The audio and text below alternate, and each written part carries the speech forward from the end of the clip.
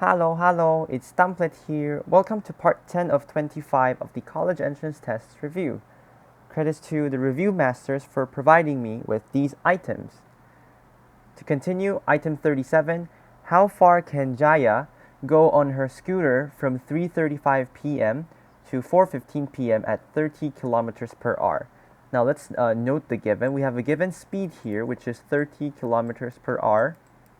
And then we will be able to acquire the time because it is given that Jaya starts at 3:35 p.m. and ends at 4:15 p.m. So we'll be able to get the time. So if we have the speed and the time, we'll be able to get the distance. All we have to do is use the formula S is equal to, or the speed is equal to the distance divided by the time. So let's try to get the time first. So from 3:35 to 4 o'clock, that's 25 minutes. So 3:35 is 25 minutes before 4 o'clock, and 4 o'clock to 4:15, that's obviously 15 minutes. So in total, Jaya is on the scooter for a total of 40 minutes. And since the given unit for the speed is something, or it's kilometers per hour, so we would want to convert the time given into hours as well.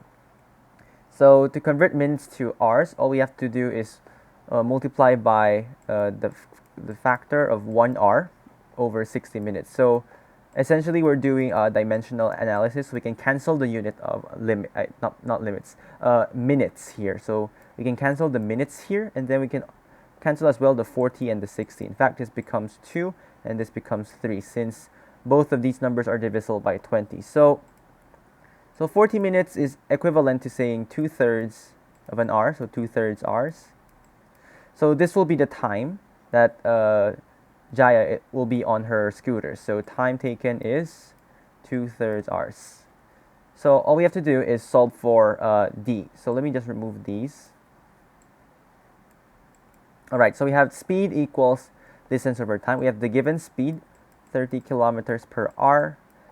The distance is what we need. So D divided by 2/3 T. So 2/3 H, sorry. And then just solve for the distance, multiply both sides by 2/3 H. So the distance is equal to 30 kilometers per hour times 2/3 H.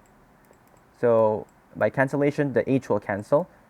And then the 3 and the 30 will also cancel. It becomes 10 and 1. So the distance is just 10 times 2. And the unit is in kilometers. So D is equal to 20 kilometers. And this gives us choice A as our answer. Next, for item 38, we have A over B minus A over C equals, and then we have 4 given fractions. Now, this shortcut was already discussed in part 1, and the shortcut is as follows. We connect A and C with a blue line, or with a line, and then B and A here. So we cross, and then we start with the blue, so AC, so A times C, that gives us AC. We retain the sign in the middle, so it's a minus sign. Then we have BA, or we can write it as AB as well.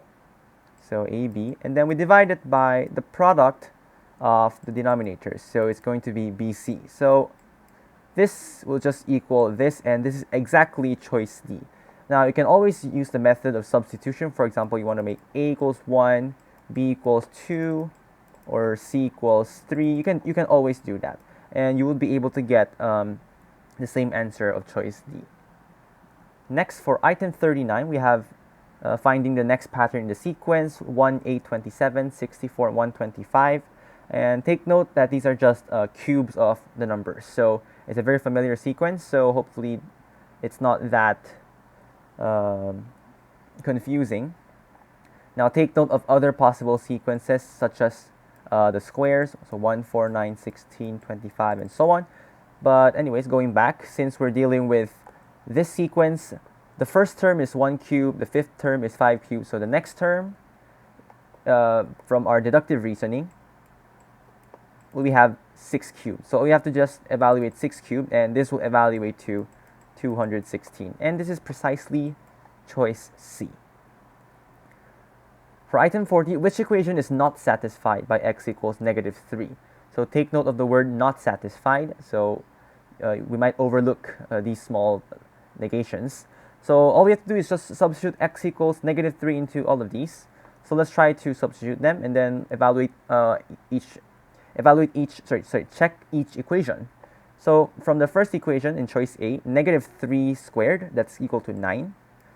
So minus negative 3, so that becomes plus 3. And then minus 6. So 9 plus 3 minus 6 equals 0. 9 plus 3 is 12. Minus 6, that's actually 6. So, from just from choice A, we can already see negative 3 is already not a solution. So we can already see that the answer must be A then, because negative 3 doesn't satisfy choice A. Now, some of you guys may try to factor these because these four are actually factorable. So just to show you guys, the first one can be factored as like this. The second one can be factored as like this. X plus 3 minus x minus 2, that equals 0. The third can be factored as this. X plus 3 times x minus 3, then equals 0 from the difference of two squares. And then the last one is a perfect square trinomial, so it's factorable. So it's factored into x plus 3 quantity squared equals 0. Now, choice B, choice C, and choice D, they all have a factor of x plus 3. So by the zero factor theorem, x plus 3 should equal 0. And if x plus 3 equals 0, then we will have the solution that x equals negative 3. So in both ways, we'll be able to conclude that negative 3 will satisfy B, C, and D. So the answer here must be choice A. So choice A here should be the answer. Hopefully you guys learned something new from this video, and I'll see you in part 11. Bye-bye!